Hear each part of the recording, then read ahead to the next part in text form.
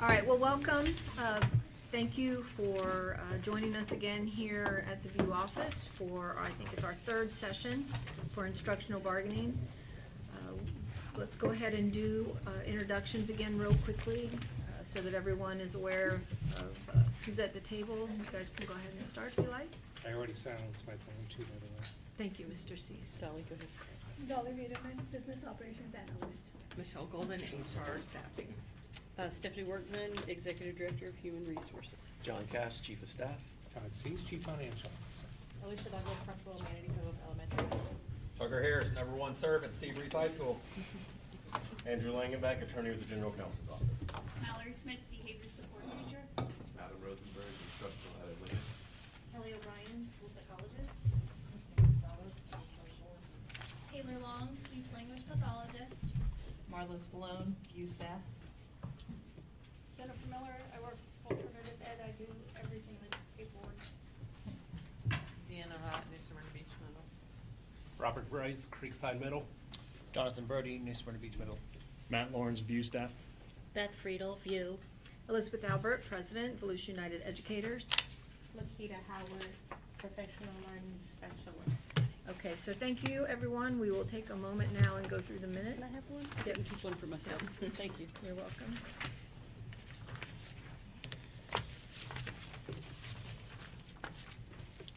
All right, ready? Okay, so let's do the district side. Stephanie, Mr. Cash, Mr. Cease, Michelle, Dolly, Mr. Lagenbach, Dr. Evans, Ms. Douglas, Mr. Jackson, and Tucker. Okay, is there anybody missing? Oh, we don't have Ms. Stillwell.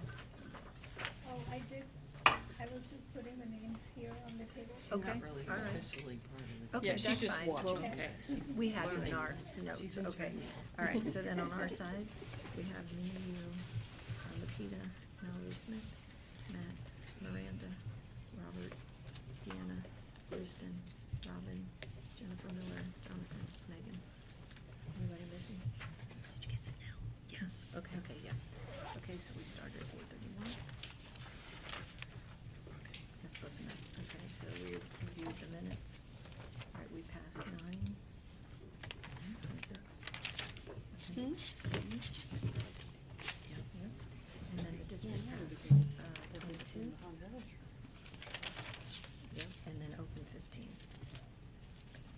And then we had a caucus at 5:39. So we had 5:40, that's fine. And then we reconvened at 5:51. Right? Yes. Okay, we scheduled the 11th. And then we scheduled the 17th. Correct. Well, that's, we had Today. scheduled that, yeah. And then the 17th. Correct. Here at 4:45.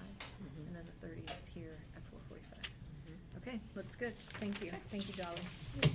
Okay, so, we started first last time. Mhm. Do you have anything that you would like to counter or send back across the table? Yes, we do. Okay. So I just want to make sure that, this is our third session, and I know you were waiting on some things from Mr. Cease, and I feel like after the board meeting the other night, you should have all the things for this group that you had requested in terms of the financial data. And I want to make sure as we're moving through this that we keep in mind that our goal is the same as yours. We want to make sure that we are bargaining in good faith and that we are able to do the best that we can with what we have for our staff. So I wanted to preface with that because I don't want anybody to think that that's not the intent of the district. That's great. I agree with you. We also want to expedite the process, but we also want to make sure that we are having fully formed conversations about what the resources show. We also want to make sure that we recognize the value and the work that our instructional personnel do every single day and want to honor that. So if you're ready to pass something over, we'll take a look at it. Okay, all right. So I don't want to start with Article 26 yet. I'd like to start with the TSIA portion first, kind of pull that piece out and have a discussion about that, and then I'll pass the rest of the article, Sure. if that's okay, because that is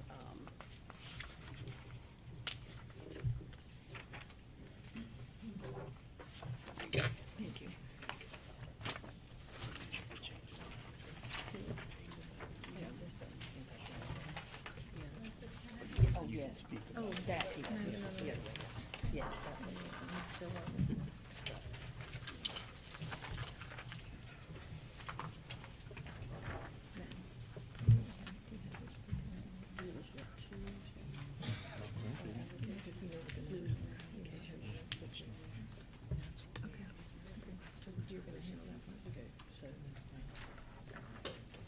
Okay, so in front of you, you have, it's our same formula map that we've used for the last, I don't know, 3 or 4 years. I think we started in 123 maybe. And so what you see at the top right is the dollar amount that we had available for salaries. And then the bottom right is salaries, benefits, all that type of stuff. So there was roughly $2 million set aside by the state for TSIA. What we are proposing, because I'm sure you're aware of the language change in what is offered in terms of how you're allowed to pay out the TSIA this go-round. We have proposed for grandfathered 514, for effective 321, and highly effective 642. And again, that's just taking what our set aside from the state was, putting it into the formula with the new parameters, and that's how it calculated out. So, knowing that our norms are, the conversation goes through the chair, Mhm. what I'm going to do now is I'm gonna ask Matt to navigate this part of the conversation. Okay. Go ahead, Matt, if you wouldn't mind responding. Yeah, I mean, it's the same formula we used last year. It just doesn't have a COLA in this piece. Correct, Because we can't change the first 2 years. correct. And that's why we got rid of this. How does that apply to people in their second year? So in my mind, if they are in the way the language read, if they're in the first or second year, there would not be anything. Mhm. If they have finished year 2, then they would just fall into whatever category they're in. Got it. So you're suggesting that we're providing no increase to folks in their first year? Based on the TSIA. For rule now, TSIA. For TSIA only, Okay, that's all got this it. is. Right, but you Yeah. have something else Yes, prepared when for we get to- salary increase when we get to 26? Absolutely. Okay. Yep. So No, this this- is just following what we normally do. Go ahead, So the Matt. general fund number doesn't include second year teachers? Correct. Okay. And you In remove- my mind, it would basically be teachers who are starting their 3rd year forward Correct. that fall into this. So you remove them then from the calculation, the numerical calculation? Yes, Michelle. Makes sense, because it's 3,700 and there's like Yeah, there's like 4,300. 4,000 and some, yeah. That makes sense. Yeah, so just so everybody, I want to make sure everybody in the room understands, including our audience. We received new legislation interpretation from the state about 3 or 4 weeks ago. And they basically said that you have 2 new criteria to paying the TSIA. You can pay it like we have all the previous years, except you cannot pay any teacher who has 2 years or less, or less than 2 years experience. Meaning, if you are year 0, year 1, or just starting year 2, you do not meet the criteria for TSIA. The other option that they give a district now is if we would have increased, I'll use health insurance, if we would have increased health insurance this year, TSIA funds can now be used to offset that increased cost. Those were the 2 changes in the July 1 legislative change. So just because everything has pretty much stayed status quo with the district contribution on health insurance, we went with the second choice and followed what we've done in years past.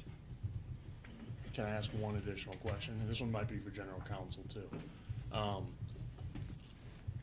You don't write the legislation. I know you don't write the legislation. You don't even interpret the legislation. That is general counsel's job. And so my question is, legislation in 2011 put forth performance pay for what I would assume is also second-year teachers. How does the TSIA restriction, eliminating that pay for those second-year teachers, connect to the performance pay that they're supposed to get for being highly effective? That's a very good question. Quite frankly, I'm in a different part of the general counsel's office. I'd have to go pull the statute, which I can do real fast, and I'll. No, I don't know the statute number, I just know it's 2011, but do you understand what I'm asking? Yeah, no, I understand what you're saying, but I will tell you, not only did we receive updated language, we also received a Q&A, all that same type of thing, and I'm sure you all receive something of that nature with the interpretation of the language, so we just have to follow the guidance that we're given. And yeah, I mean, I was just wondering for this, just the second year teachers, and there's another proposal coming Yeah, forward, and so- absolutely, and because we Yeah. were, I'll be honest, we were kind of taken aback when we received it, so. Okay, so the other piece that we are now going to address is actually Article 26.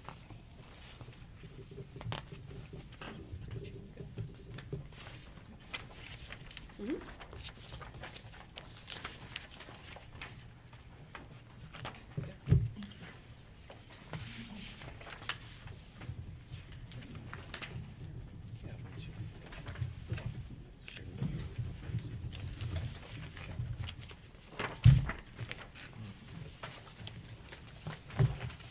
Do you have Article G as well, that will be coming later, or no? It'll be addressed as I'm talking. Appendix, rather. Yeah, no, yes, I know what you're talking about, and it'll be addressed as I go through my conversation. So, just to quickly touch back on the TSIA piece, that was like 0.54%, just so everybody is aware that that's what they set aside, and that was statewide. Right. That wasn't anything that, that we had any control over. So, in a nutshell, and I think everybody here is very aware of what they saw at the board meeting the other night and what the recommendation is going to be. So, if you recall, we talked about the fact that, you know, we are in a budget. We have another budget situation going on, and I'll let Mr. Cease address any questions you have about that. So, what you are going to see in front of you is basically reverting back to all language as it stands, with the exception of, and this Matt will address the COLA question, that we're recommending that all members of the bargaining unit receive a 1.5% COLA. So they would receive basically it would be a 2% just like everyone else. So let me ask you a question. So Tuesday night, non-bargaining received a 2% salary increase. Not an average 2%, but a 2% salary increase that was funded through VCS General Fund, correct? Through Okay. the general. Yep, through the general fund. And so what I'm hearing you say here is that instructional personnel will get a 1.5% increase funded through the general fund, and then the TSIA money that's been sent by the governor will make up that additional 5%. Is that what you're saying? It'd be a 0.5%, but not. The 0.5%, Yes. yeah. So, Todd, I'd like for you to. but I just want to be clear in how I'm understanding what you're saying, that non-bargaining, 2% out of the general fund, instructional, 1.5 out of the general fund, and then the other 0.5 coming from the legislature, Can- correct? am I Yes, allowed to- yes, I'm Okay. asking you to, please. Oh, sorry, okay. Yeah. Yeah, both are out of the general fund, actually. So both pots of money come from the general operating fund. There's no difference, because both come from FEFP funding sources. Can I ask a clarification? Sure. So if the categoricals were still in place and the TSIA was not now part of the BSA, then it would be a little more clearly identified that that was the money coming from the legislature, because it would be earmarked in a categorical. But now, because it's put into the BSA, we can say that it's coming out of the general, but it's really, it was provided by our friends in Tallahassee, correct? Can I? Yeah, I can this just, is- okay, you I'm sorry. continue, yes, I I- don't want to yes, do no, anything you're wrong. Okay, I want to make it clear that it's the FEFP funds, whether it was at a categorical or if it's in the part of the BSA, it's all part of the FEFP funding program. The legislature just specifically wants to make sure that before we give out raises to anyone else, they want to see this amount of money at least shared with the teachers. So they're actually taking you as the precedence before any other raises are given out, with the money that we have available that's coming in from the state. Okay, well, thank you for that explanation. Matt, do you have anything that you want to add to this? Well, I'm not finished, Oh, if you don't mind, and then. no. Okay. Well, could I ask one more question, though, before you go on? Is the offer that new employees will also get a 1.5% increase? You mean everybody? Zero experience. It would So is the start- placement, schedule going to go up to Yes. that next value? So we're not going to do what we did in a similar way to work on compression with support. Remember, we kept them, You step did- 0 was 0. You didn't let me finish. Oh, I was well, gonna I continue on, apologize. but. Yep, keep going. Okay, so there is a 1.5% offer on the table. Now, what I want you to know is that that basically equates to about $3 million. I really have no preference, and I don't think anyone sitting on this side of the table does, about how that is used. And I know we've had conversations before about trying to help the compression, which I feel like we have done a phenomenal job with this group with the retention. That was a great thing that came about 4 or 5 years ago. But at this point in time, this is where we are. I know you had something you wanted to add. So to add to that, because we're talking about percentage increases to salaries here, but there are also other ways that our teachers are compensated, as you just alluded to some of those things. But I do want to share some information, a couple facts. So the last 2 years in Volusia County, we've lost about 2,500 students in enrollment, and we're not alone across the state. That equates to about $20 million in lost revenue in the last 2 years that were coming in. In addition, because it's not all put towards teachers' salaries, teachers receive compensation in other ways. The longevity bonuses for this year are projected as a reoccurring cost to cost Volusia $2,048,000. They're supplements? I They're don't mean- supplements. Yeah, and here's the thing. And we they haven't do apply asked to for an FS, increase. FRS, so that does go towards your retirement. But there's more. So in the retention bonuses, it's $7,052,000 a year, reoccurring costs are contributed to teachers. Advanced degrees, $5,733,000. And salary supplements for our SLP, social workers, and psychologists, $2.8 million. So there's a reoccurring cost of $17.6 million every year that go to teachers that's not always discussed in salary negotiations. It's discussed when there might be an ask for an increase, for example, in the retention bonus. So this year, there was an ask for an increase in the retention bonus in your proposal of some dollar amounts here. And if we agreed to those, that would be another $1 million, which would bring that cost up to about $18.6 million in reoccurring costs. I'm simply pointing this out to say that we're discussing about percentage and raises, but I think the district has worked hard with the union to be able to compensate teachers based on some of the parameters that exist. And I want to give one example too about the salary supplements, and I know it's small groups, but let's take a school psychologist because we know that those are areas that are sometimes in critical need. And this is a psychologist that would have somewhere about 10 or 11 years of experience. So their base salary would be about $57,000. But they would receive about $200 to $300 in longevity, $1,200 to $1,300 in retention, $13,566 in a salary supplement, and $5,480 for advanced degree, which would bring that school psychologist salary to about $80,000.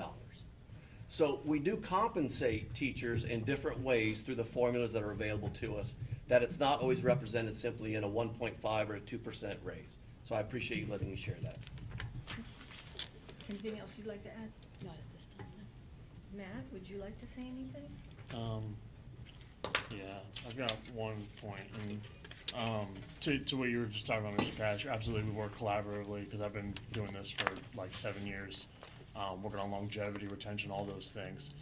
I think that, I'm not trying to diminish those, but I think the concern, and this is our, not Article G, Appendix G, is that when we ask a lot of those individuals to work outside of hours and they're getting hourly pay, none of those things are reflected in their hourly pay. And so that was our intention with at least Appendix G, is to better reflect their payment of hourly pay to include their, I think it didn't include retention, it was their job stipend and their advanced degree, things that they would be required to do that job for. So I just wanted to point that out about Appendix G in particular. Yeah, and I'm with not the hourly opposed pay. to making changes, but it would just have to fall within, well, the funds we have available. That's why I said, this is the pot, you tell me how you want to distribute. You want to talk about the pot? Let's talk about the pot. So, you know, we have the financial data, we've been looking at it. We know that last year's AFR, the total came in at 117 million in the total fund balance. I know there's two sides to the fund balance, the assigned and the unassigned. And then we continually hear about budget crisis, budget shortfall, but this year, the fund balance ended at 115 million. So just slightly below where we were last year. And again, there's assigned and unassigned, I get that. And I understand that the assigned fund balance right now is sitting at, what is it, 61 million, Matt? Something to And that the effect, yeah. unassigned is at 41 million. I know that we have a school district policy that requires or sets forth a 5% holdback, if you will, in the fund balance, and what is that, 28 or so million, Matt? So if there's 41 million in the unassigned fund balance, and 28 million by policy is what we're required to have, my wondering is, what are we doing with the difference? And I'll wrap up in just a minute, and then I know that you have a response. But I find it to be insulting that the offer is 1.5% plus the meager 0.54% TSIA money that was sent by the legislature. I find it to be a slap in the face to the individuals who earned that A that we're so very proud of, and I'm glad our district is an A. But it doesn't happen without teachers and staff. And I also need to say this. Last year when we sat at our table and we talked about POD and what was available, and the bargaining units got what the bargaining units got, somewhere 3% or maybe a little bit more for some units. Then to turn around and watch as the board provided about 3 times as much to one individual in this district, plus other perks and incentives, that is not okay. So if we want to talk about money that's available, I think we need to come to the table with an offer that's respectful of the work that's being done and the sacrifices that are being made by the individuals who, quite frankly, this district can't do it without. So, Mr. Cease, if you have a rebuttal or something you'd like to say? Am I okay to speak? Yes, sir, you may. Yeah. Okay, well, I'm You were glad. given the green light, Do I so have, that's do why I I have said the that. floor? You It's do. all yours. Okay, fine, great, thank you. I'm glad you're giving me the opportunity. So, and I agree with your word, insulting, slap in the face. I love those words. Okay, good. But I think really the true point for the persons that we need to be focusing on is not the school board, because you keep stating this about the school board. But our money, as you know, and Matt knows too here, and he studied these numbers in depth. I really appreciate that. But the money's coming from the state legislature. They dictate how much we have. So I'm going to just pass this across the table. I'm just going to walk through this. Here, I'm going to go over here. Do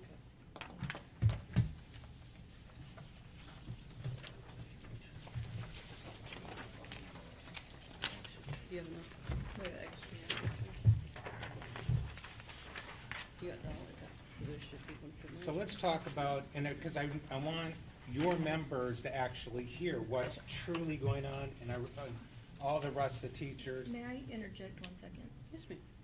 Our members are the employees of this district, so maybe we refer to them as the employees perhaps, because this contract is for everyone. Can I just finish, please? Of course. So, you know, I appreciate what you're trying to do, Elizabeth, you know, in the tone that you're setting. I'm just as frustrated, and you know that. So if you look at this report, I'm going to kind of walk through this report. This is actual numbers. I put my sources on the bottom. I'm just taking their numbers that's being provided and just putting them on this page. That's all I'm doing.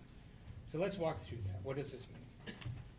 So the FRS rate has changed year over year, and that's what I'm showing on this report. I'm starting with, I have a baseline year of 2021, but on this report I have 2022 fiscal year showed for the final FEFP calculation. I follow that by the 2023, 2024 final, and unfortunately for the 25 fiscal year, we only had up through survey 3 for the members. And then what I'm also including is for the 2026 second calc that was provided by our legislature, or Department of Education. Included on that report is so you can see the FRS rate changed year over year. That directly affects how much money that we have available. 1% on the general fund is roughly about $4 million, okay, for a salary enhancement package. The consumer price index, of course, as we know, affected us all. The price of goods and services going up, even though some saying are confused by why they see budgetary changes, why they increase so much. It's because our salary's been going up to offset the cost of goods and services going up. The consumer price index is published by the Department of Revenue, and that's the number that's actually shared, that's passed along through when they assess our property tax rolls, or the increase that they apply to your property value before any millage is actually charged. Okay. So for the consumer price index, we started at 1.4% in 2022. That was the percent there. For 2023, 7%. We all experienced this. Also for the 2024 year was 6.5%. Last year was 3.4%. And then for this year that they're using for you're assessing the increases on your tax roll there is 2.9%. But one thing that you don't really realize, that's kind of a component that's used when the legislature are looking at the budget process for the upcoming year. And of course, they started that and they ran a little bit late this year. That number of 2.9 was really kind of how we ended the year. It is how we ended the year for 2024. Okay, and they use that as a basis on how much money they're going to pass down to school districts.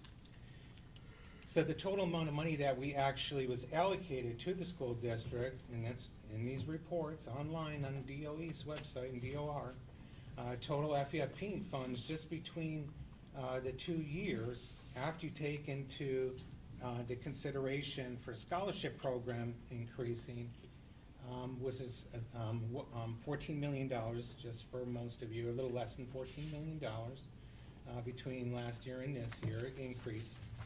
So when it's all said and done, the amount of money that's left available for the traditional, virtual, and charter school programs, we had $2.6 million left. That's what they sent down to us. So do I agree with your terminology, a slap in the face?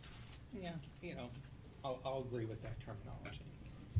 So when you set it 2.6 of that FEFP money, the legislature carved out and says, no, I want the 0.54% to go to the teachers first before you do anything else. Of that, included in that is the full amount was 2.1 million because charter schools get their share of it. So yes, the legislature does care about our instructional units, but this is what they passed down this year for us to work with. So what I'm also showing on this report, and I apologize I didn't have a print one out for everyone to see, but the change year over year for the actual proposed raises that we were then able to give out. So in order to make this complete, I put in a 2% raise and budgeted that way, and I was transparent with the board. I mean, in the board book this year to make sure that everyone can see what I was carving something out of nothing that we didn't receive. So we received 2.6 million, 1% for all members of the general funds, $4 million. So you can kind of do the math here. So when you look at the cumulative effect over that, going back to like 22 year, we gave out $73.6 million, or we're planning to give out $73.6 million in salary enhancement packages. But the state only provided $68.2 million. So there was a difference of $5.4 million where we're upside down. So you asked some good questions. You were talking about fund balance, including, and if everyone remembers back, several years back, the legislature wanted to streamline the FEFP program. So what they did is they consolidated some of the categoricals that Ms. Albert was talking about one of those was like instructional materials. So they said, well, instead of just having it as a categorical and you're saving, because we know that we don't fund you enough anyway, same thing with transportation, we don't fund you enough to make those solvent, you actually have to use your leftover FEFP money to come up with in order to buy textbooks. So we have textbook, one of those big things that we have that it's budgeted in there is textbook adoptions. We have to pay out, we need 3 years' worth at $25 million. I can't imagine the teachers not having textbook and workbooks for the students. So, you know, these are the things, but remember, they only gave me $2.6 million, or us, I should say. So, I just want to be, this is real numbers. Anyone can run these numbers, and Matt, I know you'll check these numbers for your members. And that's what I have on that part right there. Is there any questions? Certainly, Matt.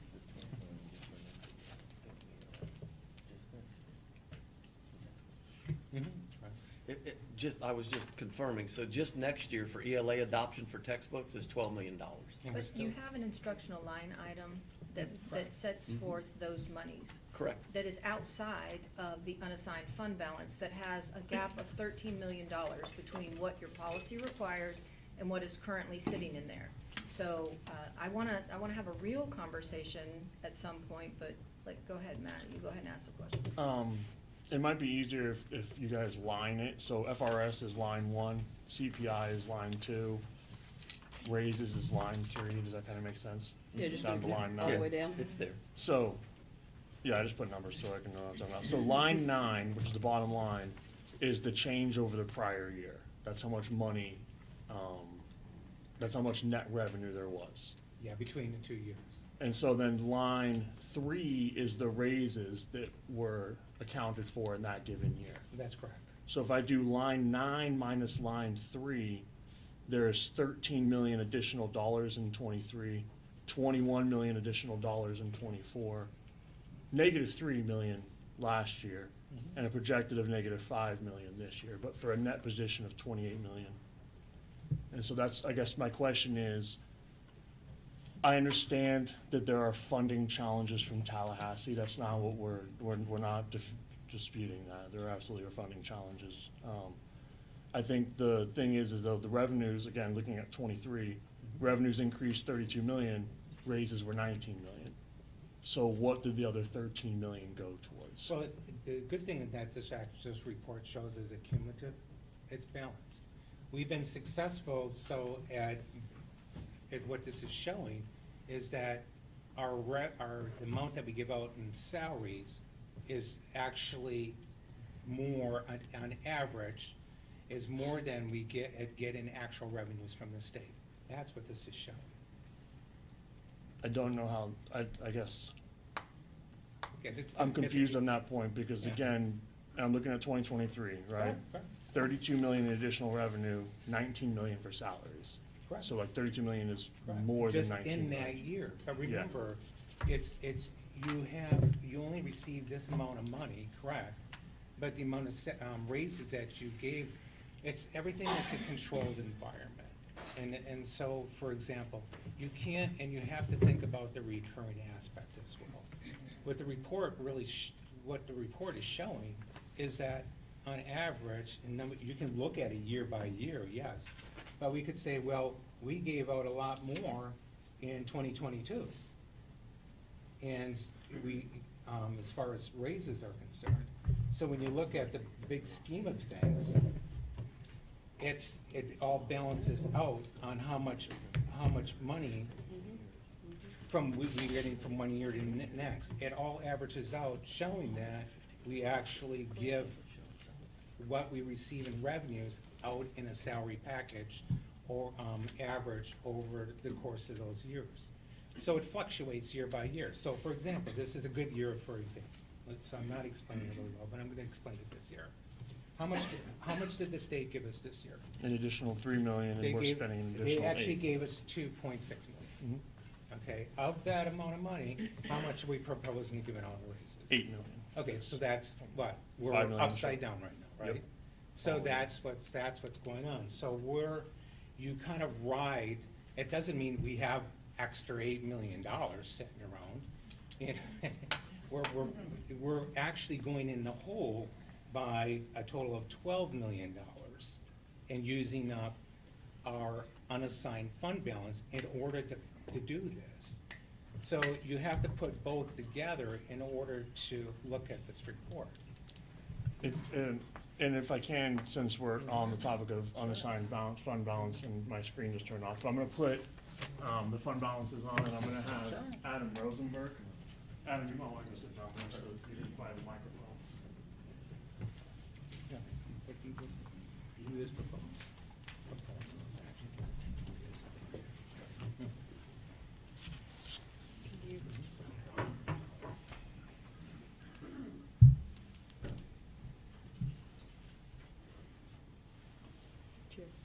Are you able to Start zoom in without on it being that? on the screen. I'll get it on the screen. Okay. in a second. Oh, can you wait one second? Yeah. I'm just asking if he could zoom in. I didn't know if he was able to. I can't see that very well.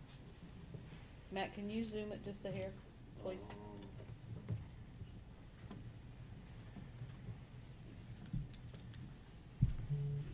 This is. Yeah. Yeah, very good. I don't know that I can.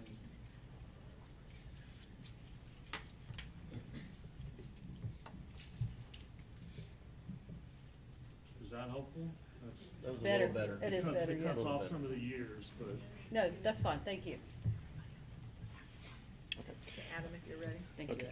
Adam. So with the mentioning of the reoccurring funds that we go through year by year, our chart on the left here is showing that yes, we have those reoccurring things that we need to take care of, but year over year, at least besides COVID, that lowest bar there is our year during COVID. We've been increasing what that fund is on reserve year over year.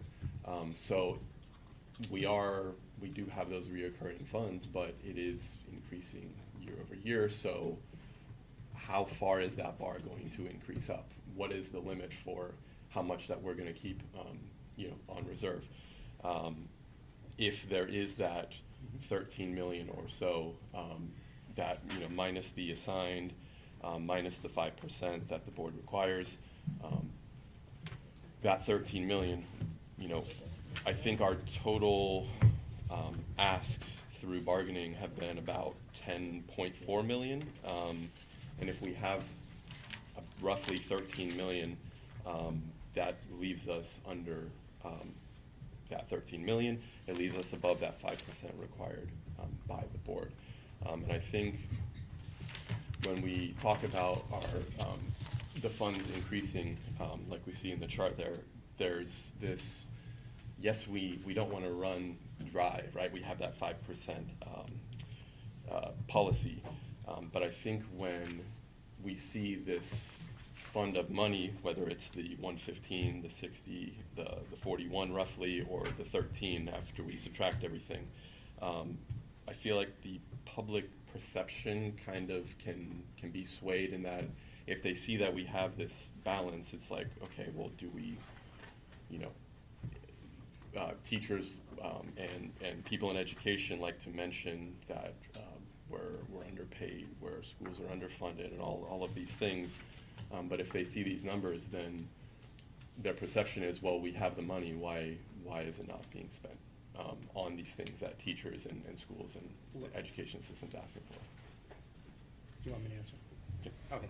Yeah, one thing I put in the budget book this year to create more transparency for these discussions too. And I broke out funds to make it clearer too, so when we're actually talking at the table. I put in a description of fund balance overview, and I'm sure you guys pulled it from, it's taken right out of Gatsby or Red Book, Florida Red Book account, okay? So you have non-spendable items. So for example, you have inventories and prepaid expenses. So we might have to pay for software license, Microsoft software licenses at the end of this last year, but we have to, that's actually for next year because that's required as part of the contract. So you expend it in next year, so that's a prepaid. Same thing with your inventories. You have all this warehouse inventories and it gets expensed when it's used. Restricted amounts follow the categorical program. So the states we produce a report for us to fill in, and we have to, on the categoricals that are part of your FEFP program, you have to disclose what that amount is left over. So those are restricted and can only use for those specific purposes, just like a grant program, okay? They send down this much in federal programs, you have this amount of money, you have to spend it for that specific purpose, so it's restricted. Then you have your commitment. So commitment is a purchase order, for example, things that, and it's a classic example, just think of it this way. I make a purchase at the store on my credit card, right? Your credit card is really, you didn't transfer any cash out of your bank account yet, but you will in about a month from now. So you have a contract commitment that, yes, I'm using my card to pay for $50 of groceries at the store, but I know I don't have to pay that card for a month or a month and a half later. That's what a purchase order basically is. So, and teachers use that quite a bit when they're buying materials and supplies. They get the stuff, but it takes a while for it to get in. When it comes in, then we send the checks off and to the vendors. So that's what a contract commitment. So it's an obligation that's actually happening, or a commitment on a purchase order that we said that we are going to buy these textbooks. We just haven't got the bill yet to pay for it. So then you had the next one is your assigned fund balances. That's kind of what you're talking about here too. In your assigned fund balances in the past, textbooks was a categorical program. Reading was a categorical program. Digital learning, I think, was a categorical program. And what they did is they said, well, we don't want this part of categorical, so now you have to come forward as assigned. So if you need to save up for textbooks, you have to basically assign, put it in a category where you're reserving it. So when the textbooks, you have to pay the textbooks, then you have the money to pay the textbooks. So that's the assignment that I'm talking about here that happens in your budget presentation. So when you're looking, the question you asked, for example, was, well, why does it keep growing? Well, the cost of goods and services keeps growing, so you would kind of naturally expect through just the cost of goods and services that if you have a commitment you had 10 years ago, if you take the same exact commitments for the same commodities that you purchased back then, and you're buying the same commodities now, you're going to automatically see an increase based off of the CPI increase over the year. So yes, is it growing? Yeah, it is. But it's growing in a sense where it's paying for its reserving funds to be used for those textbooks on the assignment, and it's also like it's also accounting for those inflationary factors. So the only money that we really have available is the unassigned fund balance that we have that's used for reoccurring expenditures where we don't have a commitment. I don't know if I answered your question. Well, so the 41, the unassigned balance, the 40, I guess, what, looking at the AFR, it's not that there's like, I guess what I'm looking for is like, yes, there's inflation and textbooks are the contract's gonna cost more the next year and things like that. But, you know, what is the limit for that bar? How much do we need to keep in reserve at all times, versus saying, you know what, we can actually spend some of this. Like, again, the 41 million unassigned, has, you know, like you said, the contracts for the textbooks and the digital curriculum and things like that. But beyond that 41 million, again, how high does that number need to go before? I want you to, before you answer that question, if we had to use that tomorrow to pay our bills, how much would it cover? Well, yeah, 1 month, 2 months, 3 months? Yeah, let me go ahead and answer that question, because that's exactly where I was going a little bit with it. And thank you for stating that. Is that, you're right, the unassigned fund balance that we're carrying in for the after, what you just shared, is also discussed in the budget presentation that went to the board for their approval. In there, I did have line items and numbers in this, so if anyone ever went to page 55 of the budget book, they can look at the beginning unassigned fund balance was $41 million, and that's the number that you just mentioned. But what happened was the state, again, only sent down $2.66 million. And we acknowledge that we can't just, and I agree with Elizabeth said, it was like a slap in the face. She said it a couple times in some of her conversations. But it's not the board, it's the state. So we acknowledge that, hey, what can we do to try to squeeze out and give at least a 2% raise for all of our employees? And this budget actually clearly shows you we're actually overspending right now, but when we're overspending, we're using that unassigned fund balance that you're referring to of $41 million to help us pay out this salary enhancement for this year. So by the end of the year, I'm gonna be right at 5.4% in unassigned fund balance. So I am using it, and what's a good number is 5% of your revenues, as directed by the board in their board policy, to have left over, which is what Ms. Workman was just stating, a half month's worth of reserves to get us through a half month if something happens. But if something, to that point though, if something happens, then we're in a state of emergency, then I think that argument doesn't really carry a lot of weight. We are a publicly funded entity. If something of that magnitude were to happen, I think that the issues would be greater than what we're discussing here. So I think going back to what I understood Adam to be asking is, where is the cap on the growth of the actual fund balance? We see that it is almost like a staircase here, continuing to rise step by step. Where is the limitations? What are the priorities for that 13 million? And back to the emergency cataclysmic hypothetical that you brought forward. We do have a total fund balance right now of $115 million. So certainly some of the allocated expenses, if we were in an emergency situation, could be revisited and reassigned in other ways, if that were the case. But that's not the case.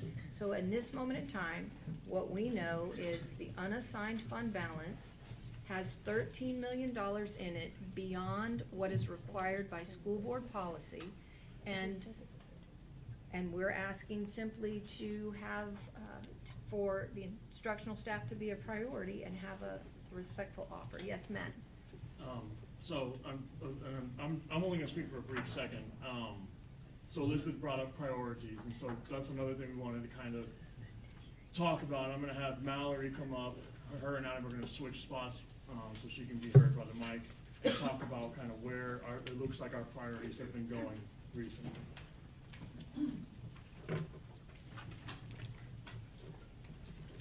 Forgive me because I've only ever taught up to 5th grade. But blue is instructional, red is admin. Every year, we are under budget for paying instructional. And that to me sounds like we're saving a lot of money.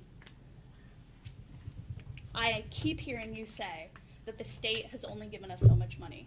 And I'm sure the state cares that we got an A, but I look at that graph compared to my admin making that much more than me. And of course, they deserve it, you guys deserve it. But what are we doing to compensate teachers for earning this A? When I look at that graph, it does not feel compensated. It feels like we're under budget. It feels like we're not filling vacancies and we're saving money. Now, what is that graph again? The red is admin. What pay. level of admin? Matt? This is the line item of school admin. And so the graph is from the AFR, it's the school administrative fund. Function, yeah, function. 7,800, I don't know. 7,300 for. 7,300 school admin, and then the blue is the 7,000, which is instructional fund. And so to reiterate what Mallory said, our instructional budget every year when we budget the instructional amount, comes in under budget on the AFR. You can see the blue line is negative every year, so we are coming in under budget every year. Our school administrative budget every year, though, for the last 2 years has come in over the projection of what the budget stated. But historically, until this year, we've gotten the same raise that has been given to the education staff. I absolutely agree with you, and I think this Yeah, is a and- question of vacancies. Yeah, but, and because, I work year-round, so I think that might be a little misconstrued because you're taking in days of work compared to. I'm We looking- follow the same pay raise as the teachers have since I've been an Performance pay. administrator. Absolutely, and I'm Yes. looking at last year, our budget was 41 million for administrative schools, for school administration. It came in costing 42 million. Last year, our budget was 398 for instructional, it came in at 340. And so the question that we are asking is if school administration, the budget line item is X, and it comes in above that, but the budget line item for instructional is X, and it comes in below that, and I think what we're trying to get at is that is vacancies. Yeah. And so when we have an extraordinarily large number of vacancies that we do, that money is saved and then funneled back into the fund balance, which goes to the point of why is the fund balance growing every year? Okay, I'm gonna answer that question. There's like 3 different things, okay? The first one's on, I gotta go back to yours, I'll answer your question, and I'll answer your question, okay? So the first one is on the emergency fund. So I never expected, Elizabeth, that the state didn't really have a good accounting of scholarship students, and they would prorate my funds by $6.7 million last year. That's one of those issues. Ask a question real quick with that? Well, Wasn't there a can I- correction made after the 200, was it? There's 9,000 across 200? the state. But there was some number that was misreported by those voucher schools. It was on them, I get it. But that correction was made and then adjusted, right? And my last payment was shorted, part of that 6.7 was shorted by $1.6 million. And they still haven't given me any accounting for it. I have no idea why. So, yes, so when you're talking about emergencies, we have to make sure that we're looking at the bigger picture of everything that's how the legislature appropriating funds or sending funds down to us, how the state's having issues with the scholarship programs, why are we losing students? I can't answer that question, but I'm going to your question on your chart up there that you were sharing. One of those things that you said goes back in the fund balance. So yes, we have to budget the full amount. So for those programs that stick out like a sore thumb are like your AP, IB, IC, those are all instructional programs. And what happens is, if you don't spend them this year, then they roll forward into fund balance and are classified in here, in your budget, and you can see it. It's based on these lines right here. I have bonus AP program, bonus IB program. Those are all instructional programs that are reserved for instructional needs. It's not spent by administration at all. So we gotta be careful. Yes, some of these are growing a little bit because they didn't get spent. All of them didn't get spent, but it stays with that group or that pot. What it's intended to be used for is on instruction for these particular programs. So yes, those grew a little bit too. So do I think that's too high? Yeah, we can spend some of this money in those areas and it would free those up. So I hear what you're saying, but when we budget, there's 2 components of it. You have a reoccurring budget, and that's why I broke out the budget the way I did. It's all this budget was a result of these conversations I have with this wonderful group. And I'm not just saying that, because I want to make sure it's transparent so you can be able to read it, Matt can interpret it, understand what I'm trying to do here without having to ask too many questions. But the thing is that,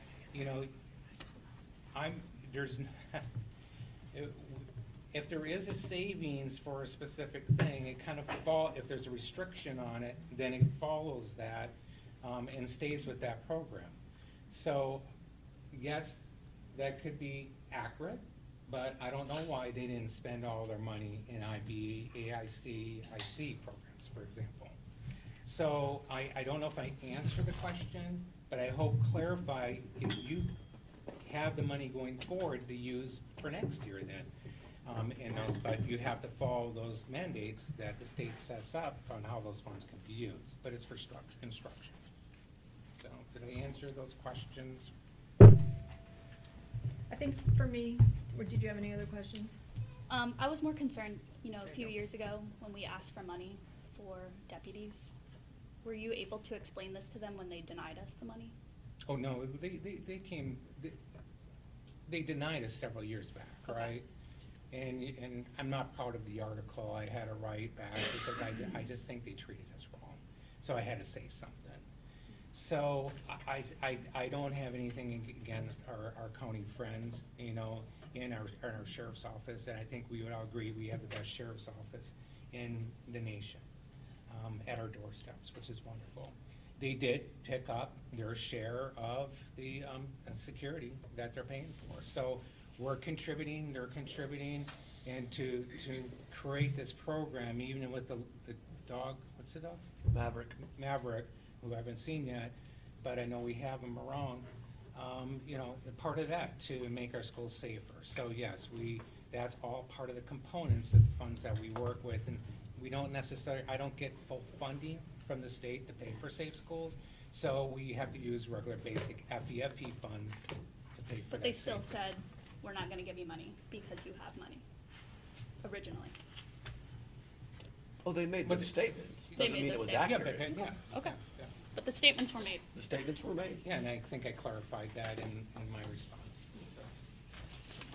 So let's go back to what you were saying, please, about ACE and some of those programs. And you talked about if the money is not spent, it rolls forward and we save that for next year.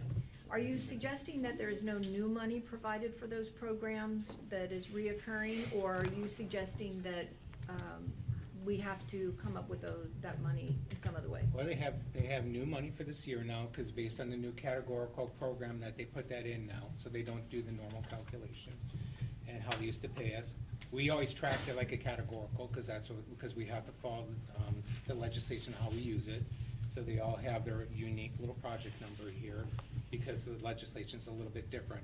Yes, they have new money for next year, and they have roll forward money that they can use for those programs. So to make sense of what I heard you say, we had a pot of money last year for those programs. We did not use all the money in the pot, so we rolled that money forward and we put it as a categorical for the same purpose.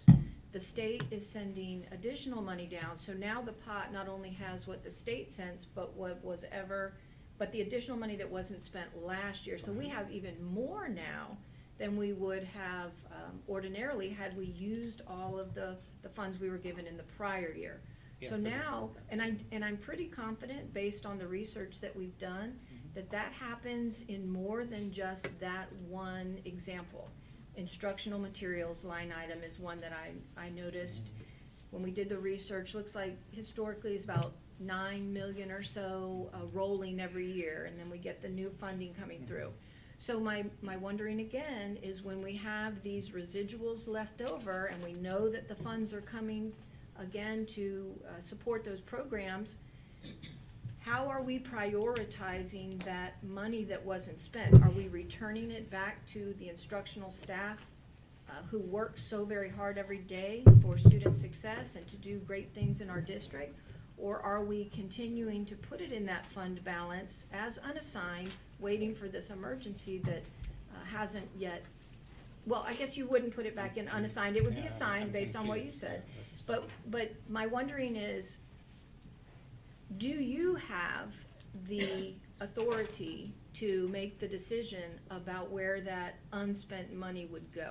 It's at the highest level, well, it's at the highest level at the board. So we have, for textbook adoption, for example, and John's the expert on textbook adoption, but do you have that off the top of your head, as far as we're saving money to pay for this huge textbook adoption that we have to do next year, or this year, I mean, that we're in right now, And then for the following year, I need 3 years worth of textbook adoption. It's $25 million. I have 2 years saved right now. What is given doesn't keep up with the cost of the materials. That's part of the roll forward. And we were quite frankly shocked when we looked at, and ELA is the largest expenditure, but it is $12 million next year just in ELA, and that's the adoption. The following year after that, I believe it's the following year, is math, which is the second highest. I think it's about 8 to 10 million for that. And so it's 25 for the next 3 years. That third year, there is less, because it's not like science. I don't remember what it was. It might have been foreign language or something like that. But yeah, there's 25 million in 3 years in textbooks. So, understanding that textbook adoption happen on cycles, that we've lived through many of the textbook adoptions, and Dr. Howard and I have gone and reviewed materials and submitted our review, right? But even though those happen regularly, and even though we talk about increased costs, we still see the stair-step effect in the fund balance. We still continue to see the growth in the reserves, even though all of those costs, as you are explaining, continue to occur. So I guess what I need to ask now is, because the reason I asked you about having the authority to make the decisions about where that unspent money goes, my question I guess now is, the decision to offer 1.5% increase plus the TSIA, is that the decision that the bargaining team made, or is that the direction that was provided by the members of the school board? So we did have an executive session, and we met and discussed raises in general, because we don't represent just one group in terms of determining raises. This team has to make sure that we look at all groups, and that was the direction we were given. Can you clarify the specific direction? Was the direction to give everyone a 2% salary increase? Yes. So if I'm listening to that, I might interpret that as, we're going to give instructional staff a 2% salary increase plus the TSIA. That was not the direction. So the school board member said 1.5% plus the TSIA for a cumulative total of 2%. The 5 board members directed you to do that. Can I say Is something? I just need a yes or no, and then you can Well, elaborate. No, I'm not gonna say yes or no. What I'm gonna say is you're twisting something, and I don't like where you're going with that. I wanna be clear, what the direction was, is the board would love to see 2% for all of its members. So that's what they said. And 2% included that 0.54, because that was what was presented to me. And he had that information. So please don't, sometimes the simplest form is just the best. It doesn't, you don't have to put all these words with it. It's just, they want to see 2%, and the board really wants to see. But I think, percent. and sorry, just real quickly, Stephanie, and then I know you wanna say something. But what I'm trying to determine is if, and you know, Mr. Cease, that public school finance is a very intricate discussion. And it takes many years to develop even the smallest amount of fluency with how public schools are funded, and the nuances, and who's providing what, and what is assigned, and what's a categorical, all the things, right?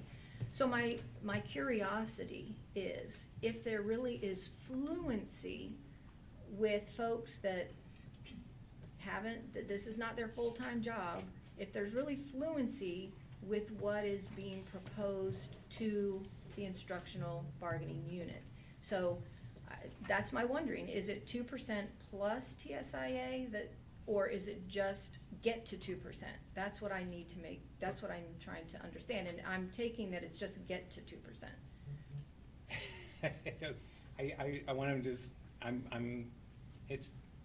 I just have to say, the board would like to see the members receive 2%, and that included the TSA funds in there. But remember, and everyone knows this already, no matter how you want to spin it, is that when they send down what's available, and I showed that, $2.6 million, the legislature say, I want you to make sure that you pay your teachers first from that money that we just gave you, this amount of money. By October 1st. by October 1st. Well, and that's So great.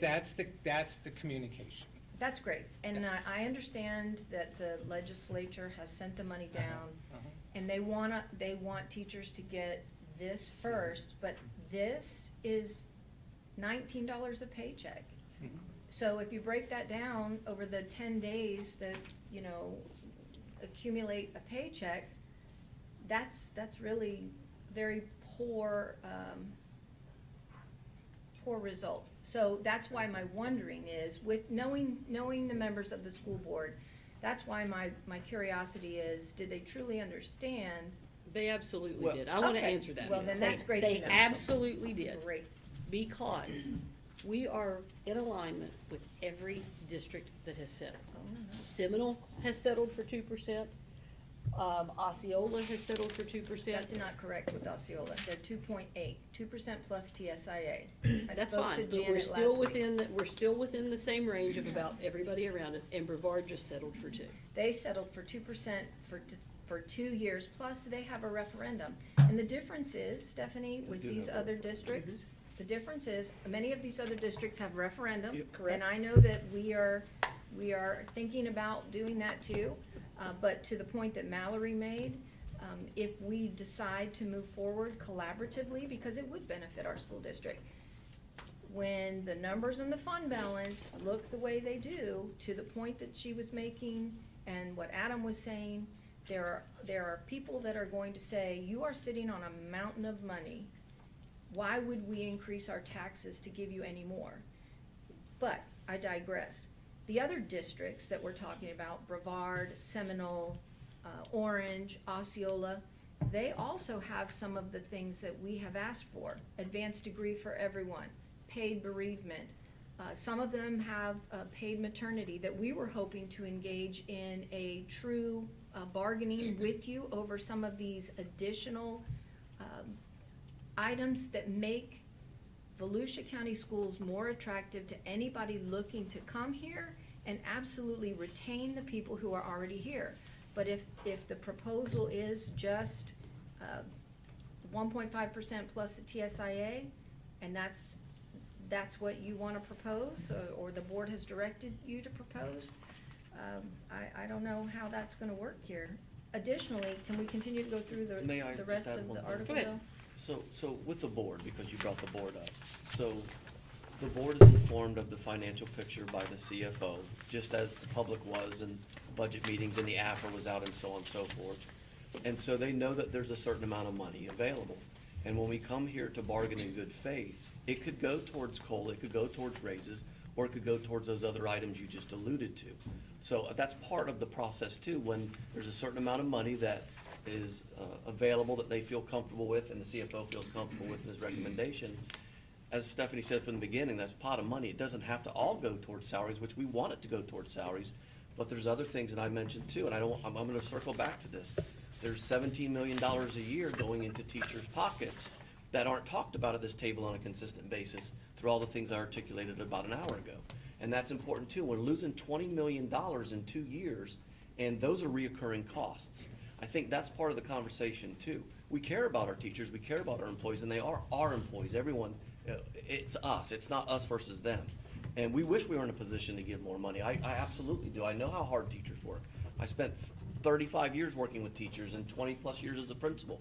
Teachers work their tails off every day. I know it's frustrating on both sides of the table when we can't always give what we want. I think CFOs are wired to make sure that they keep the district in a very solid footing financially. And Mr. Cease is no different than other CFOs that I have seen or been able to work with or talk to. That is part of their DNA and how they're wired to make sure the district is in sound fiscal foothold. And the board respects that, and I think the employees respect that, and emergencies can happen. To your point earlier, Elizabeth, if there was a catastrophe, I think that could, be true, a state of emergency. But I don't think you ever answered the question, but that 41 million or whatever it was would cover about a month and a half of our bills. And if I may. Yes. And I know you want to say something, but I feel Right. compelled to say this. So there's 61 million in the assigned, and so my point was that if we were to find ourselves in a situation of that magnitude, Right. it would be very reasonable to think that there would be some readjustments on the assigned. and it just seems logical that there would be a revisiting of all of what has been allocated and earmarked for certain things. But I want to go back to something that you said about the 17 million that teachers are receiving that isn't talked about. What I need you to understand too, because I'm not sure that, maybe you were, maybe you weren't at the table when we created these, I know Ms. Workman was. The reason that we have the retention supplement and the reason that we have longevity is to try to relieve the compression that our mid-career and veteran instructional personnel are experiencing because of performance pay. Correct. And so if I've heard it once, I've probably heard it 25 times about, that was a great solution to a very big problem that we had. But I agree. But with this proposal today, and that's why I wanted to go back through what was proposed, this proposal today, there's no movement on retention. So retention is essentially staying flat. We also proposed the salary schedule, or I'm sorry, we didn't. What we also proposed was a 206-day schedule for our 10+10 employees, so that we could bring them more in line with what the 196. I see that that is not included in here. You're not willing to do that. So to the folks that are working 10+10, what your counter is saying is that for the 196 days that make up the 10 months of that contract, they will get their base rate of pay, their supplements, their job role stipend. But for those 10 other days, they will just get their base rate of pay. Now, you mentioned the last time we spoke that there was flexibility with those 5 days, and that was one of the reasons you didn't want to go to a set. I did some checking. No one I spoke with has any flexibility in those days. And so I know that instead of being negatively impacted for those 10 days, the preference is to create a 206-day. You do realize if we create a 206-day schedule, that every day that they miss, they are subject to dockage, just like they are on all those other things. Would anybody else on any schedule be subject to that as well? So what difference So if would that make? If they choose not to work, if they choose to take, if they're in unpaid status, because we have had this happen. I've been in payroll for a while now. Can I finish, please? Yes, please do. If you have someone who chooses not to work 5 of those days, then those are 5 unpaid days. They would be docked not only their hourly, their hourly daily rate for their job, but they would be docked for the advanced degree, they would be docked for the job role, and they would be docked for the additional days. So how is that different from anyone working a 196 who has an advanced degree and a job role stipend? It's not, but I'm just saying, right now they have, and I don't know who all you talk to, but I do know for a fact that they do have flexibility, because I pay the invoices. I see them come in. You worked these 3 days here, you worked these 7 days here. You worked 6 days here, you worked 4 days there. Now, their schools, the ones you talk to, their schools or a department may not give them that, but I know for a fact it happens. Okay. And your bargaining unit is not the only group that would be impacted if we went to a 206-day calendar. They're not the only people we have that are 10+10. So is it that, is the resistance to going to a 206 the fact that it's outside of just view instructional, or is it, what is it? Is it, tell me what the I think it's a holdup is larger, there. I think you have to look at the fact that it would be a situation that impacts more than just this group. Okay. Again, my role is to look at everybody, not just one specific group. I have some questions, some outstanding questions. Well, I think Can I we're look done. through? And I actually have an answer for Matt's question earlier, if y'all want to click in earlier. No, go ahead. Okay. So you were asking about the 2011 statute. I apologize that it took so long. The new bill is 533 pages, so it took me a second to find what I'm looking for.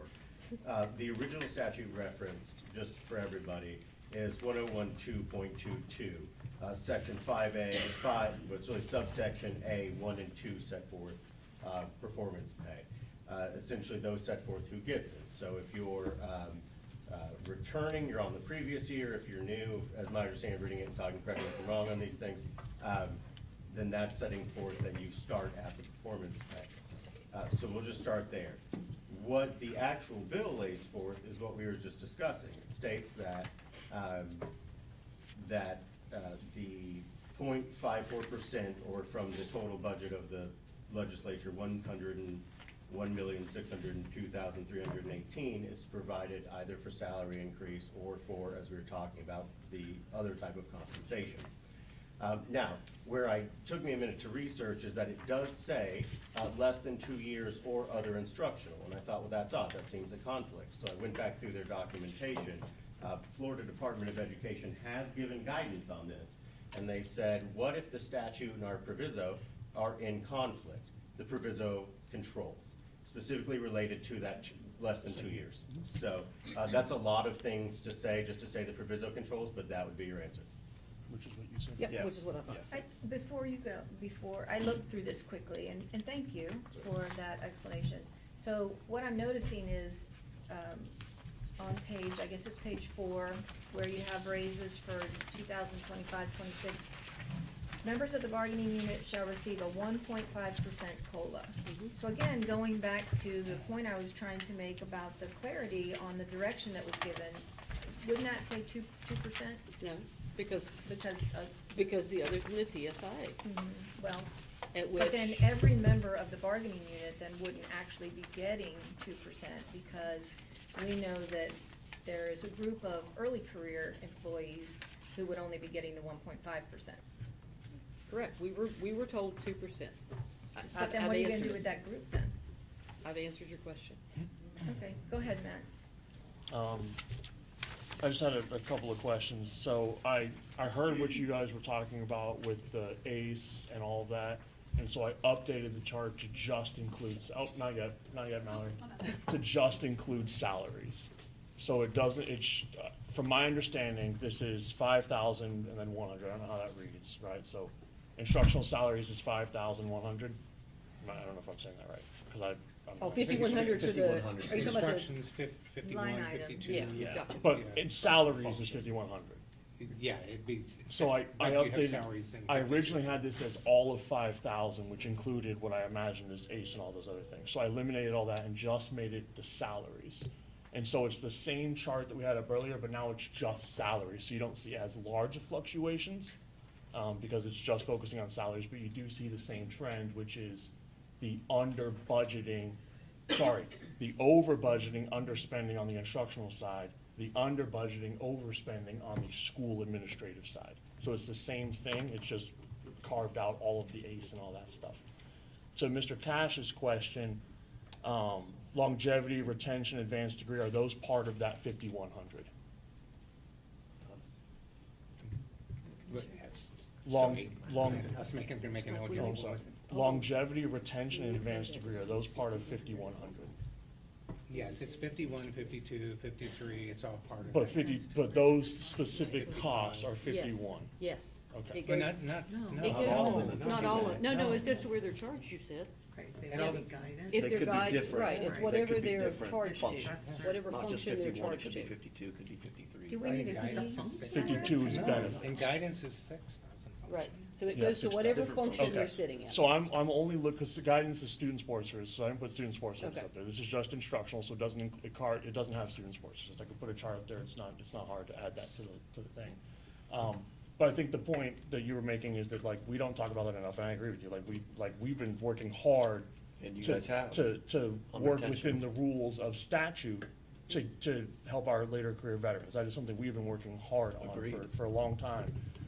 But it still illustrates that it's still over budgeted and underspent on our year-to-year budget.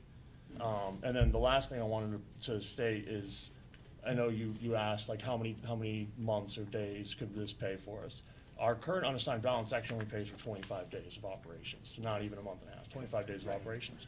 But I think that the point that needs to be made is that the state requires that you have 11 days of operations saved up. Our board has put forward the requirement of 18 days of operations. We have an unassigned balance that could pay for 25 days. we have a total fund balance that could pay for 66 days. And so I think that's the part that's lost, and is how much do we have saved up? Well, yeah, it's about 2 months saved up, but the state requires 11 days worth. And our board, being good stewards of money, requires 18 days. It's very reasonable to require more than with the state minimum. I just think that we are in excess of that. And then one thing, Matt, and you touched on it, and so thank you for doing that, is that that roll forward money that we talk about, so for example, instructional materials, that is all 5,000 function. So what happens is I roll forward the money, because we're saving for these textbook adoptions. I roll forward the money and it goes immediately to 5,000 function budget line. So you'll see discrepancies like that because that's reserved for instruction when it eventually gets paid. Or once we eventually buy the books. That's why Does that make sense? I just pulled salaries, so this is just the Yeah, I know, but 5100. textbooks is a good example of that too. Those are Because under the salaries? They're in function 5,000. But not 5,100. They're in like 5,800 or something, I don't. No, function codes are just 51, 52, 53. You have 55 too. So, and that's your functional codes that we operate. 52 is your ESE component, and 51 are ASIC. 53 is for the, yeah. Okay. It's not that neat. Okay, so, Makes it so hard. did you have anything else you wanted to pass today? Not today. Okay, well, we have some articles that we want to pass, Well, I but we'll thought have we to were do that another yeah, time. that's what I thought, Mhm. okay. So we will plan on just meeting you here on the 17th, and we will. Same time, it was 4:45 also? Yeah. Okay. Mhm. You don't want to try to start any earlier, or? Because I'm just saying, because we've kind of run over a little bit, but I feel like it's been good conversation, so I just didn't know if we wanted to adjust a little bit, that's all. Can I, after we're done, I'll caucus with our group, and then if I email you tomorrow, if maybe we move it to 4:30. Well, it's an early release day, that's all I was thinking. Yeah, but people still have to work to their contract end. Well, I understand, but I'm just saying, Yeah. it's an early release, so we could meet Yeah, early. how about I email you tomorrow? Copy Dolly, please. Yes, of course. Thank you. Okay,